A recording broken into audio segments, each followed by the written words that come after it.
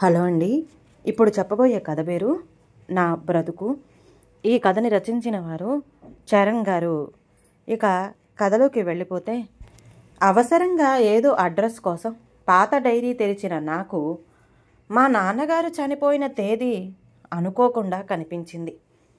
మా నాన్నగారు చనిపోయిన ఆ తారీఖును నేను మరచిపోయి 20 సంవత్సరాలు రేపటితో కావస్తుండగా ఆ తేదీ ఇప్పుడు కనిపించడం కాస్త ఆసక్తిగా తోచింది. మా నాన్నగారు నా స్మృతి పదములో మెదిలారు. ఆయన జీవితమంతా ఉన్నత ఆదర్శాల కోసం బ్రతకాలనుకునేవారు. బడిపంతులుగా ఆయన ఆదర్శాలను బ్రతికించుకోగలిగి ఆదర్శ ఉపాధ్యాయునిగా పేరు తెచ్చుకున్నారు. అదేమిటంటే, ఎట్టి పరిస్థితుల్లోనూ ఎవరి వద్ద సహాయం తీసుకోకుండా బ్రతకాలి అని చెప్పేవారు. మా నాన్న చనిపోయి 20 సంవత్సరాలైనా ఆయన చెప్పిన విషయం నాకు ఏనాడు గుర్తుకు రాలేదు. రేపు మా నాన్నగారు చనిపోయిన రోజు కనుక కనీసం ఆ ఒక్క రోజైనా ఆ ఒక్క పద్ధతి అవలంబించాలి అనుకున్నాను. ఆయన తరచూ ఒక విషయాన్ని ప్రస్తావించేవారు. అయినా ప్రత్యక్షంగానైనా పరోక్షంగానైనా తీసుకోకూడదని అనుకున్నాను. క్షణక్షణం ఆ విషయాన్ని గుర్తు తెచ్చుకుంటూనే ఉన్నాను. తెల్లవారింది. మళ్ళీ ఏ 100 మార్లో ఎవరిని సహాయము అడగకూడదని నిశ్చయించుకొని కాస్త వేగంగా డ్యూటీకి బయలుదేరాను.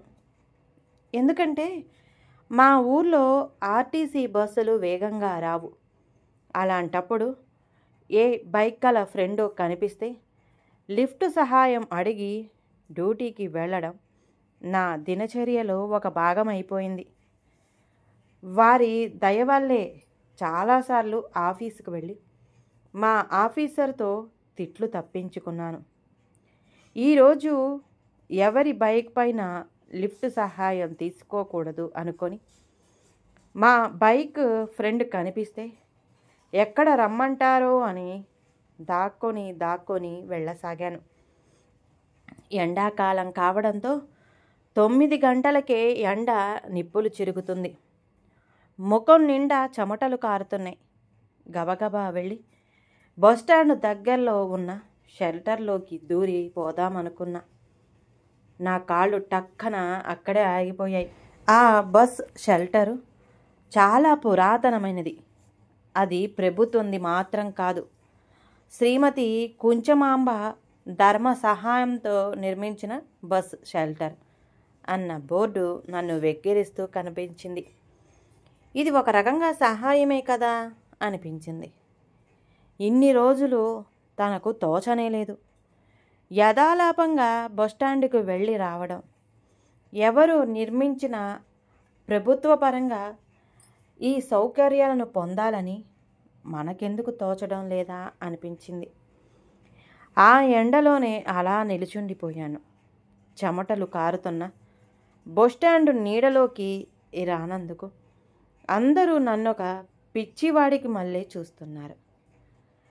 బస్సు సెంటర్లో ఉన్న నీడలోనికి రాకుండా ఎండలో మండిపోతున్న నా ప్రవర్తన వారికి ఆశ్చర్యకరంగా ఉంది. మరి మా నాన్న మరీ ఇంత ఎండాకాలంలో ఎందుకు చచ్చిపోయాడా అనిపించింది నాకు ఆ క్షణంలో. కొంతసేపు గడిచాక బస్సు వచ్చింది. పోలోమంటూ బస్సు గేటు వద్దకు జనాలందరూ చేరుకున్నారు. ఒక్కటే తొక్కిసలాట. నా చేతిలో ఉన్న నా క్యారేజ్ బ్యాగ్తో ఆర్టీసీ బస్సు ఎక్కాలంటే సామాన్యంగా కుదరదు. అందుచేత నేను సీటులో కూర్చున్న వ్యక్తులలో ఎవరినో ఒకరిని బ్యాగ్ పట్టుకోమని బ్రతిమిలాడి వారి సహాయం తీసుకొని అనంతరం బస్సు ఎక్కుతాను. అయినా ఈరోజు ఆ అలవాటును విస్మరించి నేను ఇక ఆ బస్సు ఎక్కకుండా ఆటోను ఆశ్రయించి ఆఫీసుకు చేరుకున్నాను.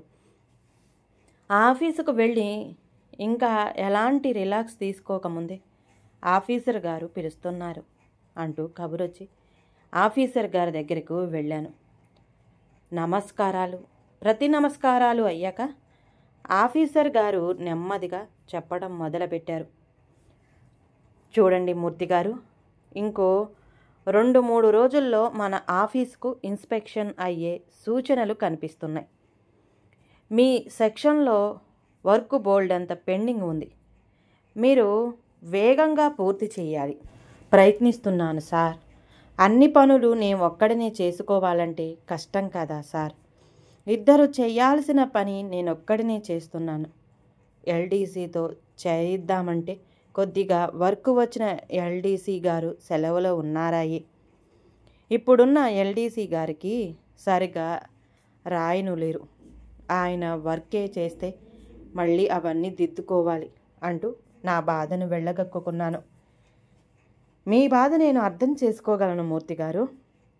మన యూడీసీ అప్పారావు గారు రిటైర్ అయ్యాక వర్క్ అంతా మీ ఒక్కరి మీద పడటం నేను గమనిస్తూనే ఉన్నాను.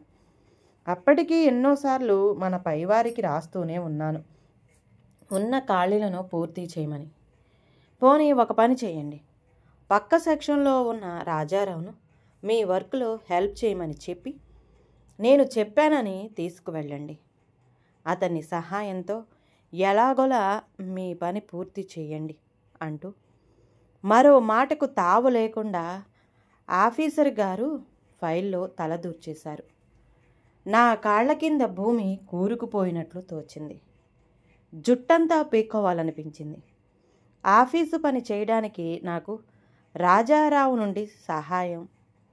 మా నాన్న చనిపోయినప్పుడు నేను ఏడ్చానో లేదో తెలియదు, కానీ మా నాన్నగారి వర్ధంతిని నేను తలపెట్టిన వ్రతం నా ప్రమేయం లేకుండానే నిష్ప్రయోజనం అయిపోతున్నందుకు నాకు ఏడుపు వచ్చినంత పనైంది. ఎలాగైనా ఎవరి సహాయం తీసుకోకుండా ఆ పని నేను ఒక్కడినే చెయ్యాలని నిశ్చయించుకుని వేసుకున్నాను.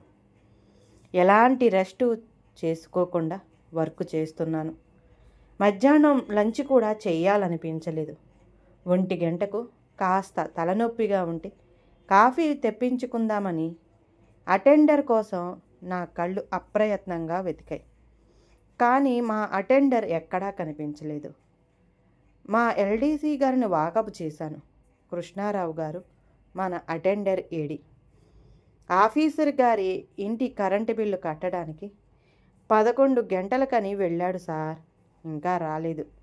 ఏం సార్, ఏం కావాలి అని అడిగారు ఎల్డీసీ కృష్ణారావు గారు. ఆఫీసు అటెండర్ను ఇలా సొంత పనులకు ఉపయోగించుకుంటుంటే ఆఫీసు వర్క్ ఎలా అవుతుందయ్యా? చాలా విసుగ్గా అన్నాను. కృష్ణారావు నా వైపు తెల్లబోయి చూశాడు. కాసేపు ఆలోచించాక అలా అనడం నాకే విచిత్రంగా తోచింది. ఆఫీసు అటెండర్ను ఎన్నిసార్లు తాను సొంత పనులకు వినియోగించుకోలేదు కనుక. పోనీ మీకు ఏ సహాయం కావాలో చెప్పండి, నేను చేస్తాను అంటున్నాడు కృష్ణారావు. సహాయం, సహాయం, సహాయం. నా జీవితం నేను గడుపుతున్నా, నా శ్రమను నేను అమ్ముకుంటున్నా. ఎవరి సహాయమో తీసుకోవాలట. ఏం లేదులే అంటూ కృష్ణారావుకి సర్ది చెప్పి ఈరోజు ఎవరి సహాయం పొందకూడదు అన్న నా నియమం గుర్తుకు వచ్చి మళ్ళీ పనిలో నిమగ్నమయ్యాను. అంత పని చేస్తున్నందుకు, నాకు అలుపు తీరుస్తున్నందుకు నాకు చాలా ఆనందంగా ఉంది. ఎలాగోలా సగానికి పైగా వర్క్ పూర్తి చేసి ఇంటికి వెళ్ళాను. నాకు ఎంత ఆనందంగా ఉందో చెప్పలేను. మా ఇంటికి వెళ్ళి నా ఘనతను చెప్పుకోవాలని, లక్ష్మి కాసన్ని మంచినీళ్ళు ఇవ్వబోయ్ అంటూ మా శ్రీమతిని కేకేశాను. ఆమె ఒక గ్లాసుతో మంచినీరు తెచ్చింది.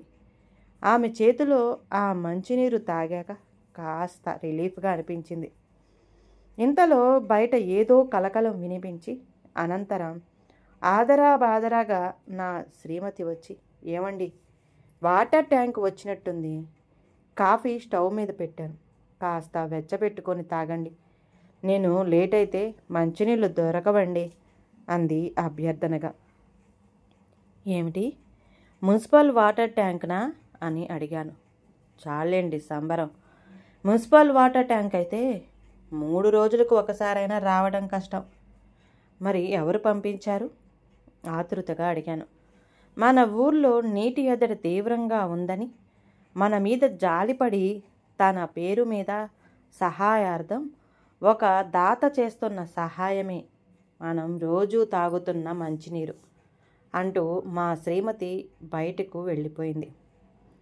నేను తాగిన మంచినీళ్ళ గ్లాసు నన్ను వెక్కిరిస్తున్నట్టుగా తోచింది. ఆ గ్లాసు నా బ్రతుకు నిజస్వరూపం నాకు బోధిస్తుంది. స్వతంత్ర భారత పౌరుడిగా జీవిస్తూ తాము కూడా సాధించుకోలేక ఇంకా ఎవరి నుండో సహాయానికి ఎదురు చూస్తూ ఎవరో దయామయులు లేక స్వార్థపరులు ధర్మాన్ని స్వీకరిస్తూ బతికేస్తున్న స్వతంత్ర భారత పౌరుడి బ్రతుకు నాది. ఈ కథ కనుక నచ్చితే ప్లీజ్ అండి లైక్ చేయండి. అలాగే ఛానల్ని సబ్స్క్రైబ్ చేసుకోవటం మాత్రం మర్చిపోమాకండి. మీ విలువైన అభిప్రాయాన్ని కామెంట్ బాక్స్లో కామెంట్ చేయండి. అందరికీ ధన్యవాదాలండి.